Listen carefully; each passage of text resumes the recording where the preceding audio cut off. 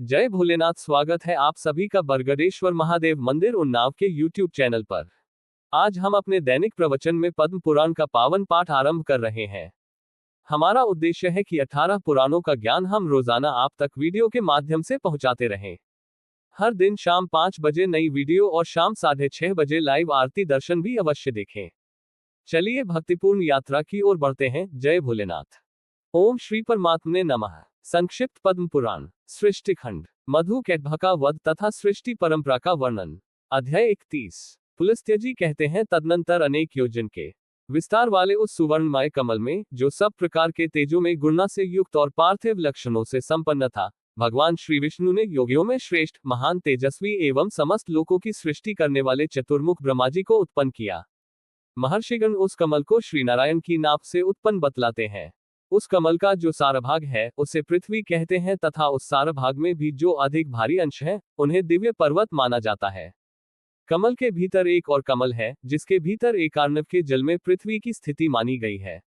इस कमल के चारों ओर 4 समुद्र हैं, विश्व में जिनके प्रभाव की कहीं तुलना नहीं है, जिनकी सूर्य के समान प्रभा और वरुण के समान अपार कांति है, तथा ये जगत जिनका स्वरूप है, वे स्वयंभू महात्मा ब्रह्माजी उस एकार्णव के जल में धीरे धीरे पद्मरूप निधि की रचना करने लगे। इसी समय तमोगुण से उत्पन्न मधु नाम का महान असुर तथा रजोगुण से प्रकट हुआ कैटभ नामधारी असुर, ये दोनों ब्रह्माजी के कार्य में विघ्नरूप होकर उपस्थित हुए। यद्यपि वे क्रमशः तमोगुण और रजोगुण से उत्पन्न हुए थे, तथापि तमोगुण का विशेष प्रभाव पड़ने के कारण दोनों का स्वभाव तामस हो गया था। महान बलि तो वे थे ही, एकार्णव में स्थित संपूर्ण को क्षुब्ध करने लगे। उन दोनों के सब ओर मुख थे। एकार्णव के जल में विचरते हुए जब वे पुष्कर में गए, तब वहां उन्हें अत्यंत तेजस्वी ब्रह्माजी का दर्शन हुआ। तब वे दोनों असुर ब्रह्माजी से पूछने लगे, तुम कौन हो? जिसने तुम्हें सृष्टि कार्य में नियुक्त किया है, वह तुम्हारा कौन है? कौन तुम्हारा सृष्टा है और कौन रक्षक, तथा वह किस नाम से पुकारा जाता है?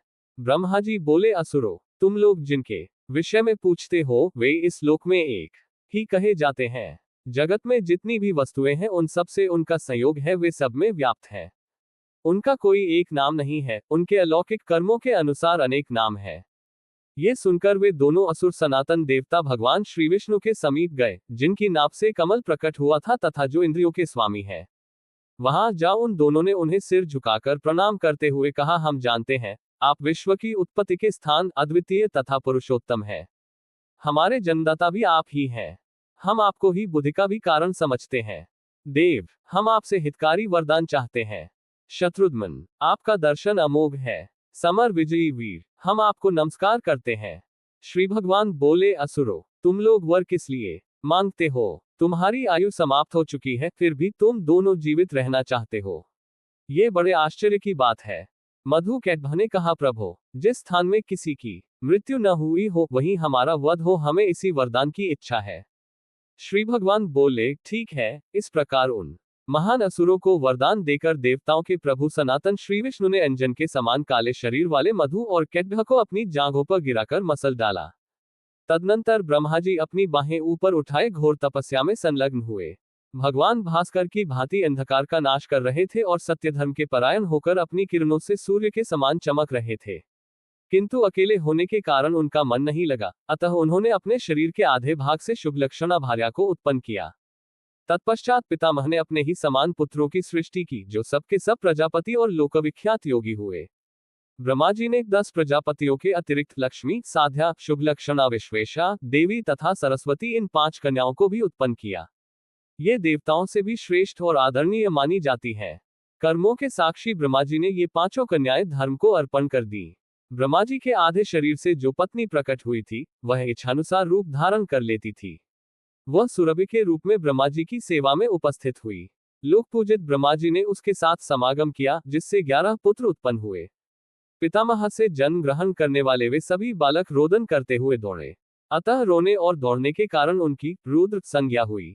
इसी प्रकार सुरभि के गर्भ से गौ, यज्ञ तथा देवताओं की भी उत्पत्ति हुई।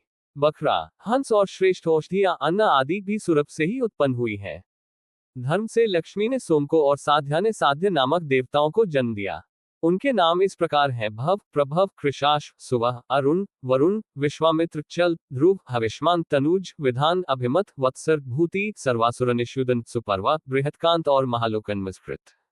देवी वसु ने वसु संज्ञक देवताओं को उत्पन्न किया, जो इंद्र का अनुसरण करने वाले थे। धर्म की चौथी पत्नी विश्वेशा के गर्भ से विश्वेदेव नामक देवता उत्पन्न हुए। इस प्रकार यह धर्म की संतानों का वर्णन हुआ। विश्वेदेवों के नाम इस प्रकार हैं: महाबाहु दक्ष, नरेश्वर, पुष्कर, चाक्षुष, मनु, महोर्ग, विश्वानुग, वसु, बाल, महायशस्वी, निष्कल, अति सत्यपराक्रमी, रुरुत तथा परम कांतिमान भास्कर। इन विश्वेदेव संज्ञक पुत्रों को देवमाता विश्वेशा ने जन्म दिया है।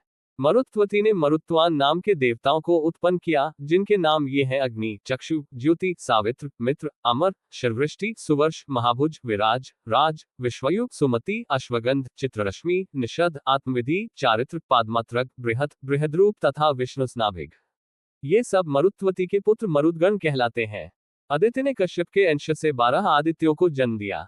इस प्रकार महर्षियों द्वारा प्रशंसित सृष्टि परंपरा का क्रमशः वर्णन किया गया। जो मनुष्य इस श्रेष्ठ पुराण को सदा सुनेगा और पर्वों के अवसर पर इसका पाठ करेगा, वह इस लोक में वैराग्यवान होकर परलोक में उत्तम फलों का उपभोग करेगा। जो इस पौष्कर पर्व का महात्मा ब्रह्मा जी के प्रादुर्भाव की कथा का पाठ करता है, उसका कभी अमंगल नहीं होता। महाराज, श्री व्यासदेव से जैसे मैंने सुना है, उसी प्रकार तुम्हारे सामने मैंने इस प्रसंग का वर्णन किया है। आशा है आज का पद्म पुराण पाठ आपके जीवन में शांति और आशीर्वाद लाएगा। कृपया चैनल को लाइक, शेयर और सब्सक्राइब अवश्य करें।